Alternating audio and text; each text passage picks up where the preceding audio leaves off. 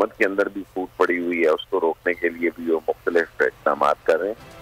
जितनी जल्दी इंतखाबात होंगे मुल्क इतना ही नुकसान से बचेगा। रहनुमा PTI शाह फरमान ने वाज़ेह कर दिया। बोलियों से खुसूसी गुफ्तगू में कहा कि PDM के 6-7 माह की हुकूमत ने साबित कर दिया कि उससे मुल्क चलने वाला नहीं। जितनी जल्दी इंतखाबात होंगे मुल्क का नुकसान कम होगा।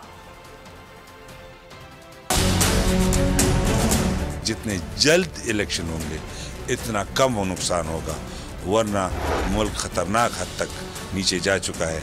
हमें डर है कहीं डिफ़ॉल्ट न कर जाए। अगर 4-5 महीने बाद, 6 महीने बाद, 10 महीने बाद इलेक्शंस हों तो हमें और फ़ायदा होगा, हम और ज़्यादा ताकत के साथ हुकूमत में आ सकते हैं। हमें फ़िक्र इसलिए है कि अगर आप इकॉनमी की तरफ देखें तो मुल्क नीचे जा रहा है। टोटल हुकूमत के 7-8 महीनों ने साबित कर दिया है कि पाकिस्तान तहरीक इंसाफ की हुकूमत बावजूद कोविड की बहुत अच्छी थी और लोगों ने देख लिया।